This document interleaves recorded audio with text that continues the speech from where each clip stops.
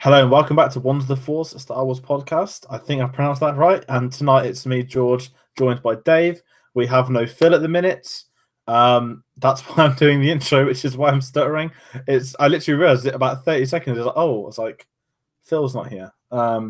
He is picking up X-Wing at midnight, so he's got the midnight launch. He's got all that covered for us, so there is no Phil tonight. But it leaves two of us to dissect almost no news, which is going to be excellent. How are we tonight? Yeah, really good, my friend. As I say, there's literally very little to talk about. So anybody is thinking, oh, a nice episode of One's the Force. Not only a nice episode, it will be a fast episode where you'll be able to get on with the rest of your day. Definitely. It's been, last week we kind of had that gap and we had a big episode, but naturally there was big news. Whereas there's been not really much.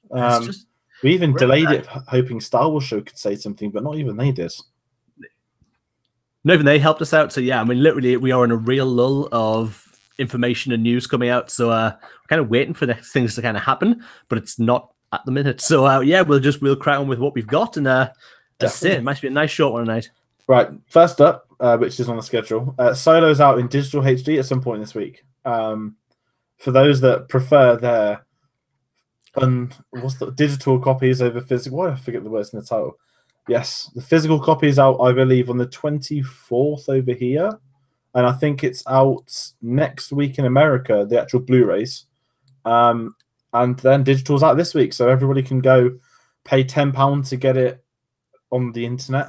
and then they'll buy their Blu-ray next week anyway. Which pretty much it's the way that Star Wars did. They know they've got money coming in. Oh, absolutely. The multiple copies are what they kind of live on and strive on, that people will want. I've got a digital copy, but I also want a hard copy in case of that something goes wrong with that. And obviously now the good thing with, certainly on iTunes, when you buy a movie, you get all these special features as well, which is a good thing, which you didn't used to get the film, and that was kind of it. Now you get extras with all the special. I don't know how many. I think there's a few featurettes and things on there, but I don't think we need a lot. Obviously, there's so much controversy that we're not going to hear hiding a hair of. It'll just be kind of swept under the proverbial rug. But so I'm looking forward to getting a hold of Solo. Looking forward to seeing it again. Definitely. And with Solo, home video talk, we have some Last Jedi news, believe it or not. So Stats Company's published the highest selling Blu-rays of this year so far, 2018. Last Jedi is currently top of that track. I forgot the specific number of Blu-rays sold. No, sorry, I haven't. I think it was 69 million. This is just America, not worldwide. 69 million so far. Second place currently is Black Panther, which is approximately 49 million, I think I saw. And Avengers is out this week, so give it a week and that'll probably will claim top spot. Maybe Last Jedi will, but basically stat experts have worked out that Black Panther won't overtake Last Jedi. Of course, Last Jedi had a 2-month head start for sales, but Black Panther won't pass them. But it's going to come down to Infinity War, which is ironic for a film that's apparently destroyed the entire legacy of a franchise that nobody cares about, that no one wants to see anymore, but sold the most films this year. It's I think there's a lot of this could be down to people who did literally boycott the film, not going to go see this, now all getting their copies on Blu-ray, wanting to see it. It's something I picked up when it was out and available, and guess we're not alone. This came out in different slip discs, so you've got a dark side version, a light side version. It's a thin thing with a different bit of cardboard around it, but I've got two. I'm already a double booking for them. There are probably a lot of people like myself who will go out and buy the various versions just because you want them and have to have them in your collection. So it was always going to make good money on its release on Blu-ray and digital and the streaming and things like that. So it was always going to make that big amount of money on there. Surprised that it's beaten Black Panther a little bit because of the big sell behind Black Panther, the cultural side of it and all that went into it. But I think a lot of that went into the massive box office it had. It had so many people say that maybe that not hit a fatigue, but seeing that movie. And then after that, Avengers now literally coming out. So I think that's kind of that. If anything gets close, Avengers will take it as close as possible to hitting that number. I think as well with, it's the same for Star Wars, I guess, but with Black Panther being the cultural phenomenon it is, which is excellent. When it comes to a digital release, when it comes to like a Blu-ray and whatnot, culturally it's massive. You know, kids saw Black Panthers. You know, Chadwick Boseman's going to screens, all kids dressed up, everything. one Blu-ray covers a family. That's what, and I think that's why these people look at DVD numbers compared to box office, and they wonder why they're smaller. Well, common sense will show that you only need one per house, which will be why I think Last Jedi will stay. Because if there's 5 people that have Black Panther, yes, that's £50 for 5 tickets at the cinema, but that's a £10 Blu-ray. Yeah, and it's so hard to compare box office. Whereas Star Wars, exactly what you said, Star Wars had that. The collectors are going to get their version. They're going to get their second cover for the light side, dark side. There's the steelbooks that come out with it, like get a Black Panther. But you're not going to find many Star Wars films that buy more than 4. But you're not going to find many Marvel fans that buy more than 1. So there is that debate to it. But I'd be very intrigued to see how Avengers does. If anything, it's going to be. I mean, that's going to be massive when it comes out. I mean, everyone's going to want a copy of that. Just to kind of have that first part, even though they'll probably do a dual box set with the next one that comes out as well. But it happens with everything. You're going to get that big rush on this Blu-ray sale because it is. I mean, it's such a good film, and everyone should go out and buy Avengers. It is awesome.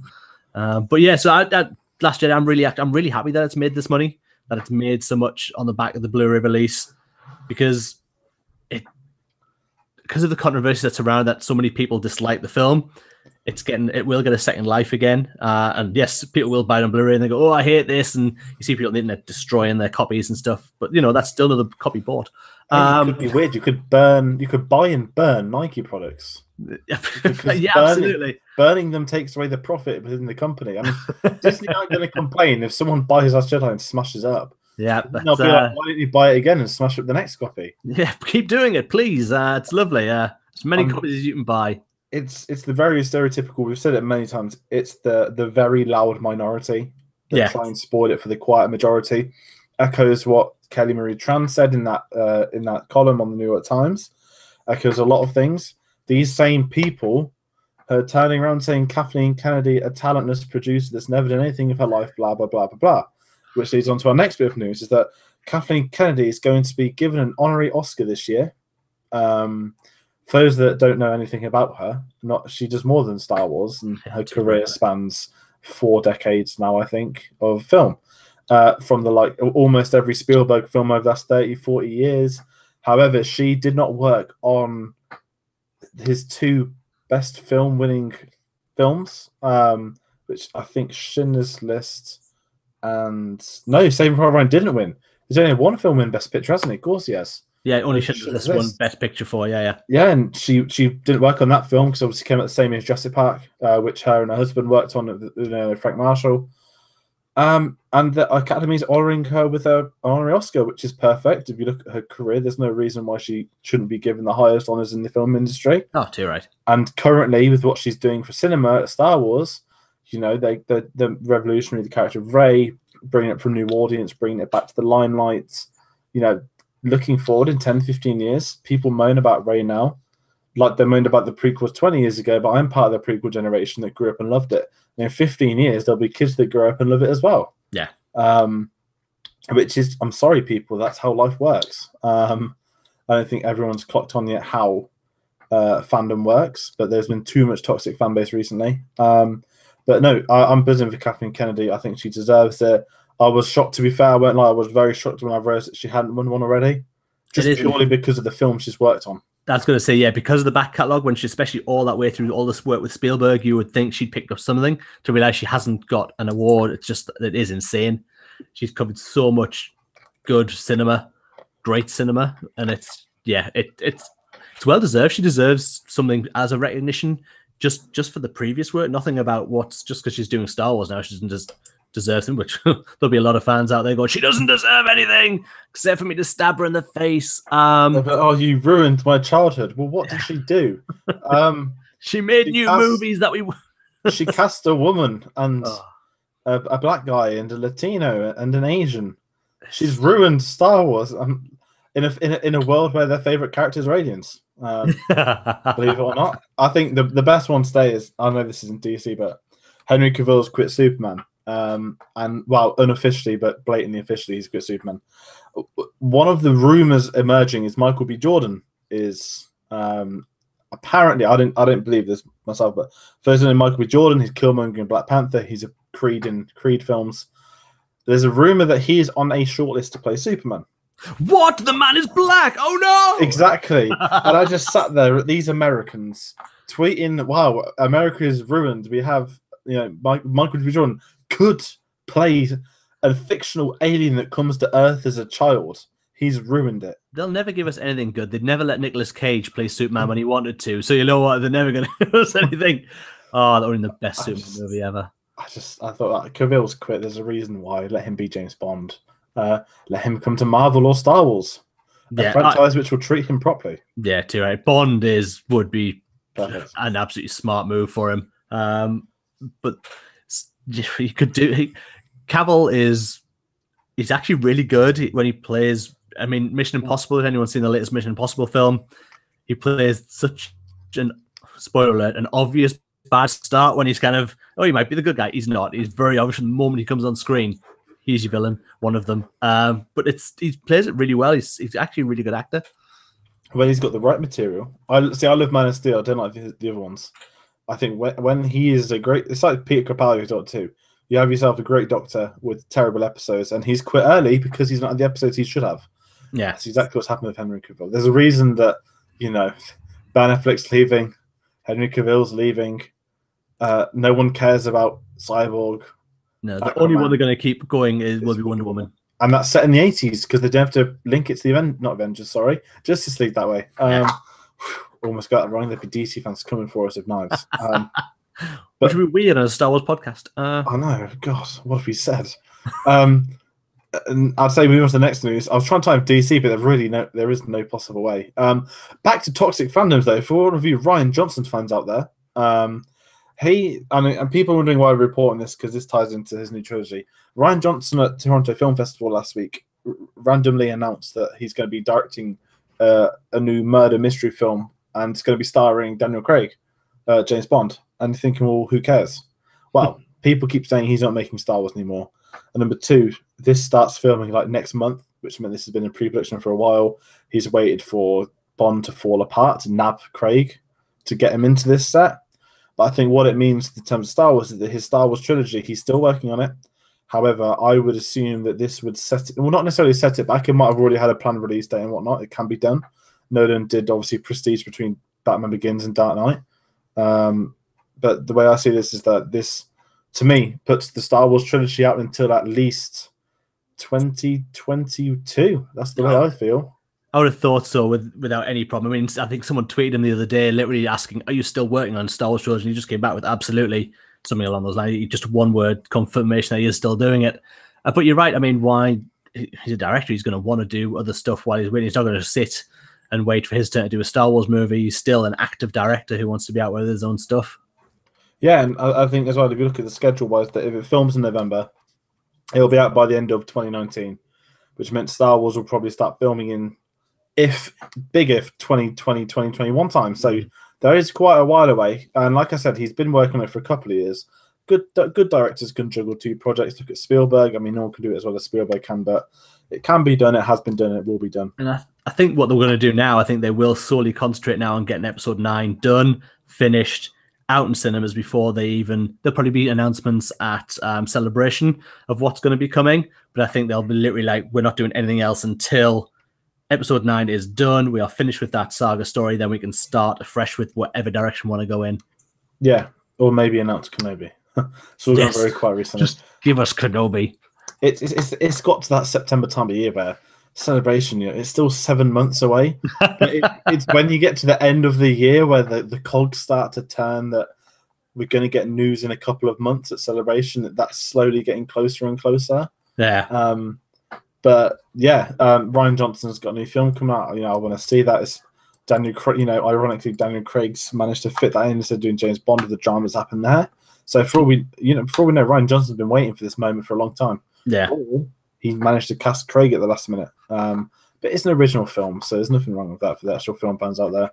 And I'd say moving on from Ryan Johnson, like I said, we don't have much news. Jim Cummings, who you all know as Hondo, the pirate from Star Wars Clone Wars, naturally, of course, he's played a lot of other legendary characters across Disney, such as Tigger, Winnie the Pooh, and he's basically been in every Disney animated film for at least 30 years. He's always there. He's wonderful. He's one of the finest voice actors in history. He's done a bit of talking about Hondo in a Comic-Con, I think, appearance last week. And he's basically said that he's reprising Hondo for Star Wars Galaxy's Edge, Star Wars Land, which is actually really cool because that means that somewhere, either there's going to be a ride with Hondo, or you would assume that he's a narrator around the theme park or something. But if it is that sort of edgy part of the galaxy, then I'm very intrigued to see. I mean, not intrigued to see. It'd be very fun to see someone like Hondo from that expanded universe coming into the theme park. However, the bad news that comes with this is that he said that he doesn't think he's going to be working on Clone Wars on the new season, which is a shame. But then I kind of thought that if this is going to be a couple of very tiny episodes, then keep it restricted. Or maybe there'll be another season we don't know. No one's going to know until after next year. But I think, he's been back in Rebels and stuff, that he's obviously working with Galaxy's Edge. He's still in with Disney. Of course he's in with Disney. But I don't think it'll be too much of a miss without sounding nasty for Clone Wars. No, I think, with the stories that they're wanting to cover with the end the very end of the Clone Wars building up, and I very much still think it's going to be an Ahsoka-led arc towards the finale and rounding up her story with the clones. There's not really a space for Hondo for his I don't think he's played a lot for laughs, and I don't know if that's what this season of Clone Wars is going to be when we get it. I think it's going to be quite pretty dark for where they kind of finished off season 5 and the Lost Missions of Clone Wars. They're going to follow that kind of trajectory. Yeah, that word. So I don't think there's going to be a space for Hondo. I don't think it's going to be a big enough story to tell. It's going to, like you say, it's going to be really tight knit. We're going to get maybe, how many episodes? It's 13 episodes. I think we might only get maybe 2 arcs if we get that. But I think there's going to be quite a number of episodes in each arc. Yeah, I think there's going to be a couple of arcs at least. Was it 10 or 12 episodes? I think probably 12 sounds about right. But a couple of arcs. And if they are going to end it, then you'd have to assume that certainly the last 2, certainly the last 2-3 episodes are going to be Palpatine orientated with what happens leading into the start of episode 3. So there is quite a lot of them doing this 12 episode series. So it does make sense to maybe make some good, like what Rebels did. They said that Rebels the final season of Rebels had less episodes than season 3. They said there wasn't any filler. Okay, they were wrong about that. But there wasn't like these episodes, the really pointless episodes, like the AP5 ones. They'd had to cut stuff like this, and I think it makes sense looking into the future if they are going to do it, especially with the budget that Clone Wars was. I think as well with Jim Cummings, I think it's just nice that he's massively involved with Disney, so he's always going to be there. And even if it's just Hondo announcing things as you go through the park, like as you go to different things, and just his voice around there, it's really cool that they're still including him. And to be honest, a lot of people who go to this place might not know Hondo as a character, so it's quite a tough call on that as well. So, but it's really cool that he's still involved. Definitely, and I think looking forward with him as well, that it opens at that new audience as well, that people, because kids are going to love a character like Hondo, and if he is there at the theme park, that becomes instantly. I mean, it suits the Star Wars, and you could picture him perfectly going around that theme park. Oh yeah, someone dressed as Hondo, yeah, absolutely, but it'd have to be his voice. If he doesn't get the voice right, I'm out. Have like a Jim Cummings like voice mask, and he's just walking around. Or they'll have the real Jim Cummings like paid to go there once a year. Just sat in a room somewhere with a microphone, hire him on a daily basis. Oh, that'd be quality. That'd be very interesting. That's the new era of Star Wars. Speaking of Galaxy's Edge, so there's some big rumors that have come out that apparently they do soundtracks to theme parks. Now, I didn't go to enough theme parks to know that was a thing. I don't think it's the type of soundtrack you can get on iTunes and whatnot, but apparently John Williams is working with Michael Giacchino on a soundtrack for Galaxy's Edge. Now, that's a rumor, take it with a pinch of salt, but John Williams working with Michael Giacchino on Star Wars, anything Star Wars, is very, very, very interesting and what's the word? Exciting? Oh, it's beyond that, I think. And when you say a soundtrack to a thing, I think for most theme parks, there's no need for that. Around Disney, you'll probably maybe get some Disney songs piped through your system. But I think if you're wandering around somewhere that is Star Wars, a world of Star Wars, you'd be humming tunes in your head as you walked around. Anyway, you'd have John Williams in your head as you walk around places. To have the soundtrack coming out on like a Star Wars type soundtrack while you wander around just immerses you even more in that world. I think it's a really, really good idea. I think it's great. I think, especially bringing, I mean, no disrespect to the composer of Solo, John Powell. It's not my favorite Star Wars soundtrack by a long shot. It's hard to say, you know. There have only been 3 composers, well, or certainly on the films, not including Clone Wars and Rebels and whatnot. But it's very, you know, John Williams with Michael Giacchino. That's his natural heir to not just Star Wars but to cinema. And if them two are working together, then I just want to. Why can't they work together on a film? Like, okay, no, sorry, John Williams on one episode 9, but Michael Giacchino. To me, this also means that Disney liked him on Rogue One. Absolutely, the work he did in the few weeks he had to put it together, exceptional. And it is one of my favorite Star Wars soundtracks. There's nothing better than thinking you're Krennic walking around the streets. Yes. just walking through work, you put the music on, your headphones in, get totally immersed in the role, and you just look at people like they're peasants. That's not what I do, but it's something that anyone wishes they could do. Yeah, if it's Halloween, it'd be very different. Just have that white cape, but then you've got a white cape dirty. What do? You've disrespected Krennic. I had to laugh though. The official Star Wars Twitter tweeted the other day, like, something about Krennic. No one pulls off a cape like Krennic, and they did a shot of him walking in the water. Nice. The comment was, but this shot wasn't in the film. Yeah, it was in the very first trailer, I think, that came out. Yeah. And then never seen again. Yeah. I just love the fact they're using that 2 years later. Like, we know no one's ever going to see that cut of the film. So why would they tease that it's there? That we still have it, guys. We've got all this extra stuff. When he went outside, the rebels were running on the beach, and nope, you don't see any of it. You'll see a 1-second GIF 2 years from now. Yes. That was Disney's reply. And every 2 years, they release an extra second. Yeah. So, somewhere some fans putting it together with 1 second GIFs at a time. Just, I'll get the whole thing. The Krennic cut, Rogue One 2.0. That's what we need. Just like an origin story. Forget the books. Just, if you send The Crown on Netflix, 60 years of the Queen, just get it. No, we don't need 3 actors to play Krennic, but you start him young and you bring him up. We want the entire. Just really likes coming out of water, so we've got him that coming out of the water. Then as a Krull, or what is it? The Skrulls in the Captain Marvel picture. Yes, he's in Captain Marvel, isn't he? He's coming out of water there, so it just must like being knee deep in water. Ready Player One. He's he's a weird. He's basically Krennic with John Travolta's chin. Yeah. But no, I absolutely adore Ben Mendelsohn. But that's the Galaxy's Edge news. Maybe there'll be a Krennic costume on display. We'll never know. But speaking of iconic costumes, now you got this, which is, I think is blowing everybody away. Of course, Solo's out this week, so Disney released the clip of Darth Maul. Sorry, spoiler alert. Disney released a clip of somebody's cameo in Solo, which happened to be Darth Maul. If you haven't seen the film by now, because not many people saw the film, box office wise, and they've released a load of reference pictures of Ray Parker's Maul. It's sorry, that's me. Sorry, I might be interfering with that. So yeah, it came out. I saw it on someone's Twitter feed somewhere, just randomly out of nowhere, and grabbed it as soon as I could. I mean, I sent to Phil and George because at first it looked too real to not be official, but there was a sneaking suspicion: is it someone just mocked it up, or? But when there was those versions that were quite blurry, then the crystal clear versions came out a little bit later in the day, and yeah, it was definitely Ray Park done up as Darth Maul again, older, and it looked the makeup on him for what was a 2-minute cameo tops looks superb. That picture is just the fact you see his mechanical legs. He's got the lightsaber from Rebels.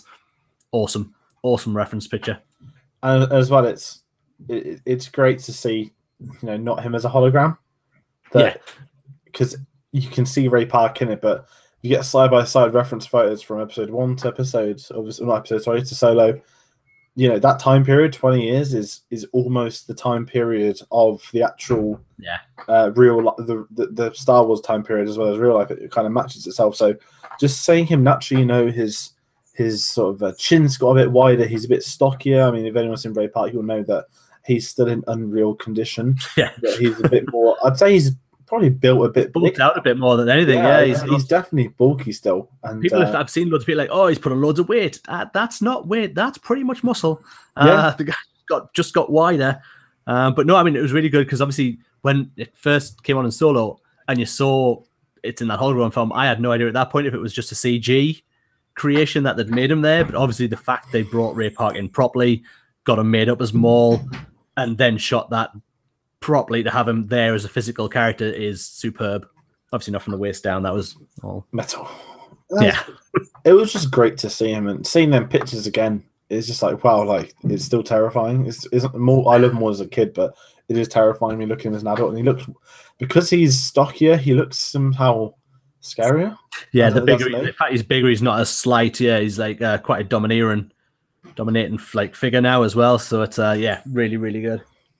And it'd be very interesting to see what else comes from this. Have they got merchandise figures planned? We don't know, but releasing the reference photo shoot means there's a plan somewhere. Oh, definitely. And there's no reason to give us that without there being something behind it as well. And you just know now that every autograph dealer in the world has printed about 20 pictures of that great background to get Ray Park to sign. Yeah. But Ray Park is more. It was quite an unexpected sort of news pop up, but yeah, it was cool. Like, it was a nice moment, I think, for him as well, because obviously he's just been that blurry. He's not allowed to say anything as well for like a good year. Yeah.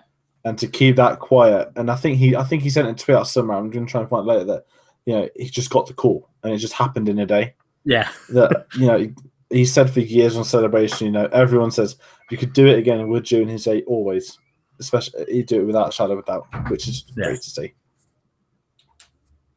And I guess we move on to. We've got some Ian McDiarmid news. He start with literally, this is like how low we are today, one-liners. Ian McDiarmid was talking about episode 3. Basically, it could have been a bit more violent. He said that there were some gruesome scenes with younglings which were left on the cutting room floor, implying clearly that Anakin killed all the younglings.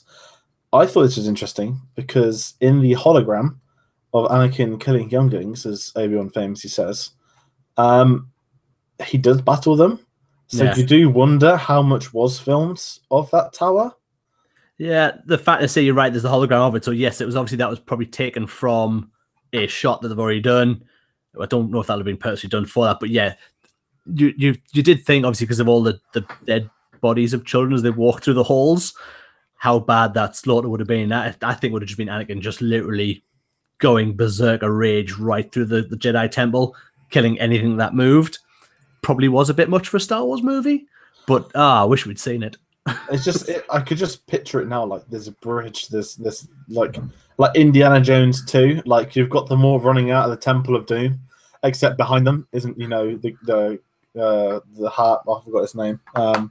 Anyway, they're running out of the temple, like the Jedi Temple, except this time you have just angry Hayden Christensen just slashing these kids. It's like a sketch gone. It's like the famous sketch on Robot Chicken where he's slicing the petals and everything. Like I mean, I don't want to. It would have been a bit much, but I'd have loved to have seen that in. Lucasfilm's got that vault deep underground where there's all the old footage that's ever been done with Star Wars.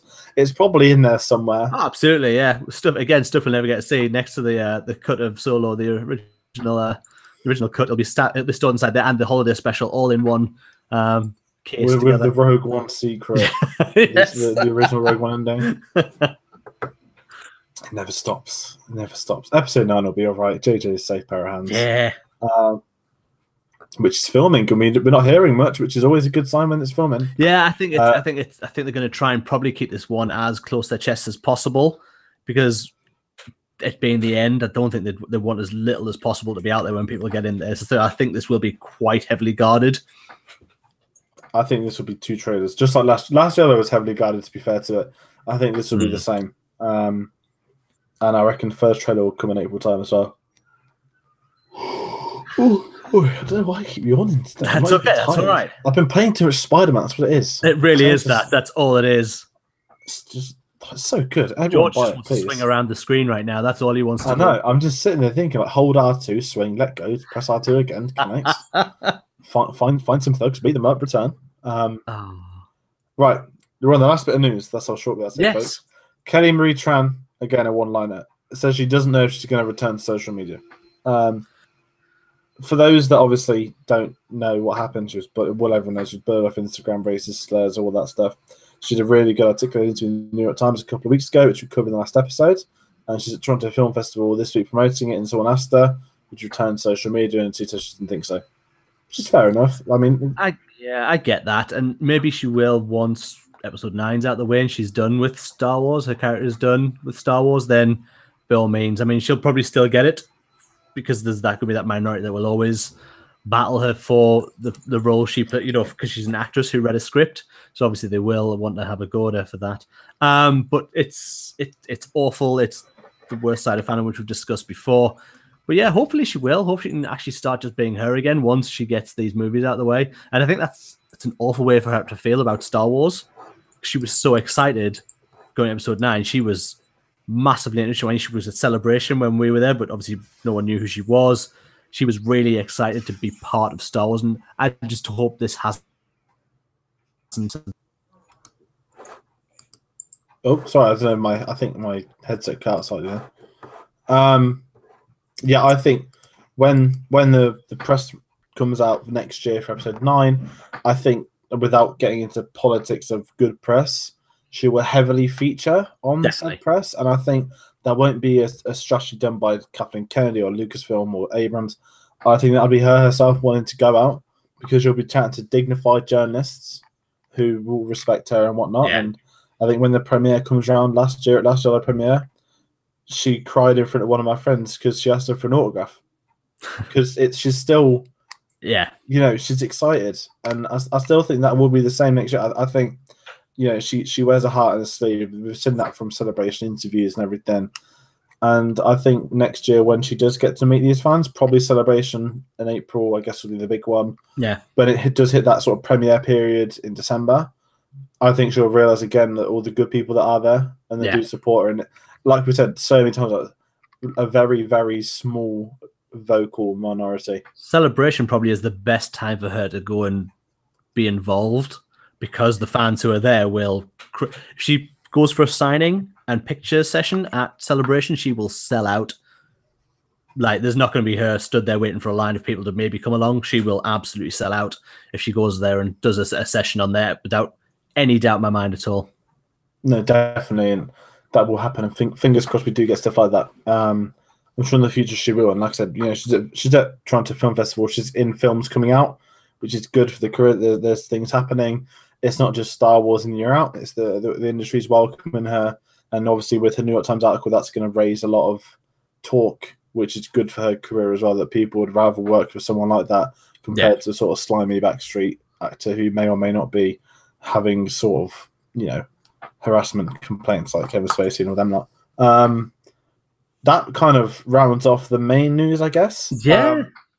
It's like we said, there's been not much. And we don't, to be fair, Star Wars is half dead. We get that every so often now. I think that's the same thing. You get a time of year where they announce, especially like conventions, where they announce 5 or 6 books together. So it does differ up and down. But we jump forward to Toy Shelf where we don't have too much to say. But last time we spoke about the abysmal Black Series Hoth, Leia, and Hoth Solo in the tunnel. Now, what's very interesting about this set, now it's been officially announced.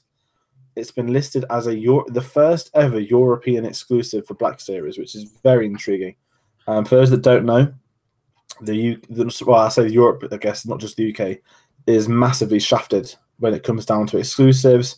We don't get any, and if we do, it's just leftovers from Walmart and the rest of them.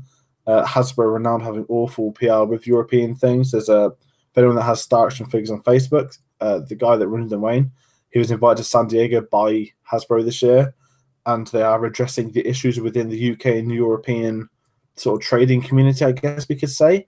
And he said many times, you know, there will be changes. It's all going to happen. He said nothing now, but from some things now, but with the way the production processes work, it's a long time, like a year to get it right. He says in 2019, you'll see more of these developments and that it will change. It will get better. Another famous example is Jabba's sail barge. They originally didn't offer it to Europe until they knew they weren't going to get the. Yeah. I think they were at 3,000 something around a week before it was meant to finish the Thunder, and they opened up to Europe and they got 4,000 inside a week. there's your reply. Yeah, twice as many in Europe as in America. And I think that's their way call. So this exclusive box set is going to first go on sale at MCM London next month, and then it's going to go on sale at a couple of European conventions over the month after, then get a normal European release. I'm sure it will still make its way to the States, but I think Hasbro are trying to make the point that this is now a European exclusive, and we are going to do a bit more, rather than the usual Walmart having an exclusive, Target having an exclusive, Toys R Us having an exclusive. Oh, UK, sorry, no. I mean, it has been for years that we just don't get the level of toys over here that there's anywhere else. Especially, I mean, price-wise, if you're looking at, I know, let's say the centerpieces that came out for Luke and Vader, and if you get them, if you look over at Walmart now, you can get them for about $10 sometimes. They're like over here, you're looking at sort of £50-60 in Forbidden Planet, because they're obviously having to get them in and get them shipped in here. So there are high prices that you have to pay, and it sucks as a collector to have to look at high prices or look at slight seconds when you get the come into B&M bargains and things like that later down the line. But it's one of those things that if they address that, perfect, because there's a massive market crying out for it. Yeah, and I think the Jabba Sale badge will be their wake-up call now that they know in the future that they can't really take the mech anymore. And the thing is, it puts people off collecting them. Like, I'm not a massive collector. I do collect stuff. Like I said, the new vintage collection is something I want to keep doing. I did see Wave 2 at my local Forbidden Planet on Sunday, but because I have the pre-order, I couldn't get them because I've got a pre-ordered Wave coming. But they had one Death Trooper, and I just sat there staring at it, and you know, it looks amazing. And I think it's September, sometime this month it's due out. But as of Saturday, I'm moving away, so I'm gonna have to wait till I'm home for a weekend to pick it up. The same with my copy of Solo. I'm not gonna have time to watch it in the week, but to be fair, I've had Last Jedi since April, and I don't actually think I've fully seen the film. But it's the fact that you want to own it and you know that it's in with the films, it's in the collection. But no, the vintage collection, I guess, is a good moving on point as well. That they've announced a special vintage collection figure of Captain Phasma, everyone's favorite First Order commander. That's apparently a major role, but it's actually a cameo. Her vintage collection is coming out in January, and the card back looks excellent. However, we go back to how bad Hasbro are.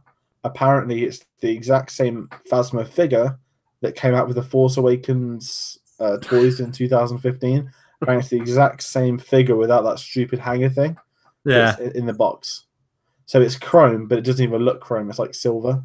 But I guess for the 3.7 models, you can't really have a chrome figure. I'm not. Phasma's a character that, when she first was announced, she looked cool, but then she had so little to do over the two movies. It's just like, well, it's not really the point. As lovely as the card will look, no, not for me. And that's what's sad. The card looks absolutely amazing. Yeah, they all do. They all look perfect when they on that vintage collection style. That kind of style is just, it's the way Star Wars figures should be shown. They're amazing. And it's the fact that now they're bringing them out. They have the entire, they have the entire film to pick one frame from to use as this card back. Whereas I think back when Kenner first came out, they would have had access, but probably not to the entire film. Them. They would have been given certain, like the famous Luke, they would have been promotional shots they were given. Now, they literally, Hasbro can go back and press one button. Except the Solo figure. Solo looks awful. It looks like it's been taken off like poster art or something. It looks... Yeah, it doesn't look like... It's not a picture. It's not a photograph. It just says it doesn't look like one anyway. The same with Awesomeness, when you wonder if that was maybe a bit too late, but with Lando next year, the Donald Glover version, they do have probably him sitting at the table, I guess. That would probably be the more iconic one from this film. But Phasma's got a vintage collection. Also, going to Black Series, we knew there's a Dryden and Voss figure coming. However, this is very interesting. That apparently, it's obviously, if you've seen the film, you know that when he gets angry, he gets scars because you don't like him when he's angry. Dependent on your room temperature, or if you're holding them with your hands, or if it's just hot, his scars will appear dependent on the temperature in the room. When I saw this on our schedule, I had no idea if you'd made this up or if it was real. I had to triple check the articles online, because I sat there thinking, like, this isn't like a mug that heats up; it's a plastic toy. Yeah, but I don't know how on earth that tech can be implemented in a toy. I mean, I get the touch thing because I mean, the old Transformers toys used to get when I was younger in the 80s. They had a sticker on that you had to rub to get to see if it was a Decepticon or an Autobot, that sort of thing. But I don't know how it's going to work as a heat-sensitive thing. Is it just your room temperature? I have no idea. The days of thermometers gone. They're just going to stick a Dryden Voss on the wall. What's your Dryden doing today? Oh yeah, just one scar. Oh, I'm not going out. It's like, oh, he's back to normal. And then some say if it's too cold, he will turn yellow and bold and into Vision from Infinity War. That would be truly the greatest action figure in history if he can change character. Yeah, literally just turns into grey dead Vision. Just and then they do like the San Diego exclusive comes with like a Thanos thermometer as well. But when it gets too hot, he kind of clamps down onto Dryden Voss. Takes his head. Listen to us, Hasbro, making toys for you. That's the level of good. They probably would. Everything's an exclusive these days. But no, to be fair, if this does work, I don't think it will. I'm very intrigued to see just how it looks in a normal room temperature room. Yeah. I mean, I don't think people put heaters in their cabinets. Not particularly, not to make one figure do something. It's a really interesting one because I mean the figure itself, when they announce it, it's not the greatest looking figure. There's not a lot they can do with the face sculpt. Again, is awesome as they're getting better and better with this digital paint app that they have for the faces now. They're getting so good. But he's got this scrawny little body on the figure. It looks a bit awkward, but I'm going to have it if he has a heat up face scar thing. That's just, yeah, of course. And I leave mine in boxes, so I mean that's even weirder. So will it get through the heat get through the box? You're gonna put it in the window like that until his face goes red. Oh, it's gonna be excellent. I'm very interested. It's funny. It's new. I don't think, even though the character in the film, he doesn't get hot temperature. He gets angry. It'd like if you had a Hulk figure, and when the sun comes out, he'll turn green. Start green, yeah, just a little bit. It's like, that's not the Incredible Hulk. That's like the weather forecast Hulk. It's a whole new property. It sounds like one of them like awful like sort of parody things that you'd get on like a black market. Yeah, absolutely. But, it's not like the Avengers. It would just say like Vengers and Pals or something like that. And it'd be like there's a random Superman in there as well. Yeah, it's like the incredibly hot Hulk. Like, coming soon to a lounge. You won't like him when he's boiling.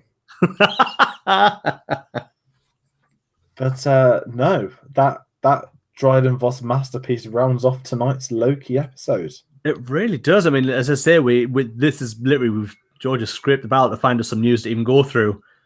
But yeah, so that is literally where we're out of stuff to kind of tell you guys.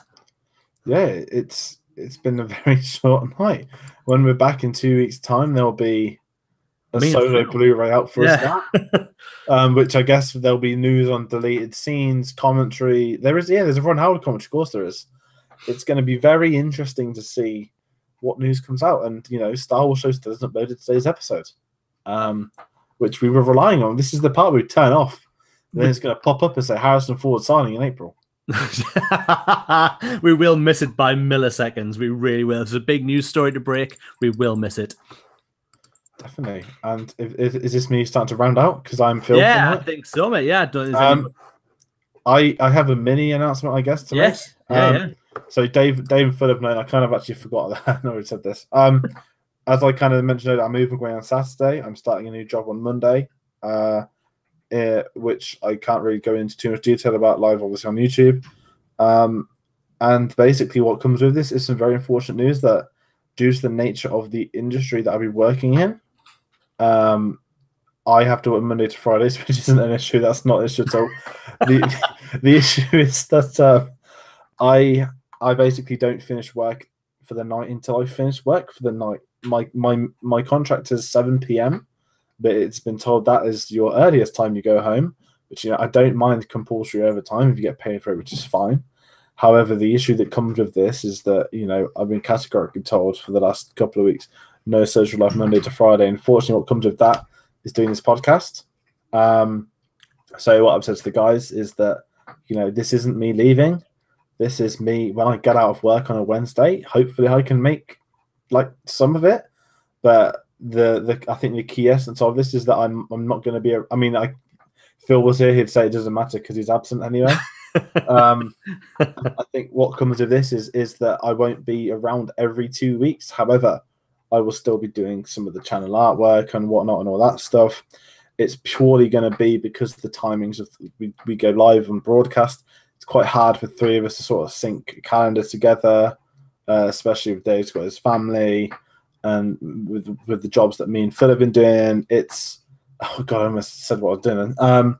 It's very hard to not necessarily make a commitment, but to get everyone's calendars. Like we've had it good since we started. That Wednesdays was perfect for three of us.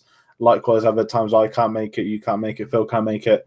But this does change it ever so slightly, and that's why the title of today is what it is, because now there is two of them. Yes, there will be.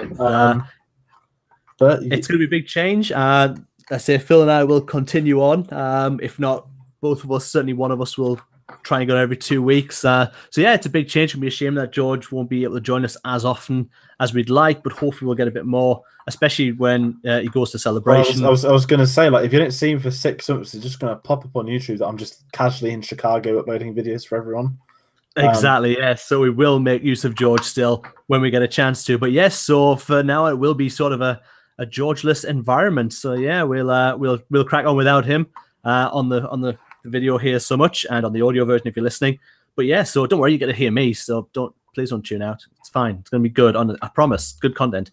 But yeah, so it's going to be a big change. But yeah, it's been great having George along since we all met at Celebration and started this podcast over on Cinema Savvy, and then brought our own channel. It's been really cool to have all three of us around when we can. So it's it's going to be a big loss, but a big change, and hopefully we'll still have a lot more to do in the future though. Yes, and unfortunately we don't have a public Facebook Messenger chat, so the guys are not going to hear from me. That'll be as normal. It'll just be getting to the live broadcast part where it all changes. Yeah. Even if we do pop on, you will never see this background again because I've got to literally move as well. Everything's changing. I'd have to lie and tell my family that I did cancel my pre-orders, but I definitely didn't for Solo, Ant-Man 2, and the vintage section. Oh well, you just forgot. That's okay. That's all right. That's allowed. Right. It was uncancelable. Yeah, it was a direct debit now. Let's just say that, so the credit checks don't get involved. But no, that's like my kind of little statement for tonight. Obviously, if anyone did do Cinema Savvy, I gave the same casual speech last Friday that I'm around, but not as much. But what comes with that is me again being put the pressure on to do Phil's outro because we don't have a Phil, and I literally forgotten how he ends every episode because it gets to that point where your final words are done, so you just kind of slowly relax, get your phone out, and be like, "That's okay," because I will cover George as he's going to be absent forever. We've been ones with the Force. May the Force of us be with you. Good night.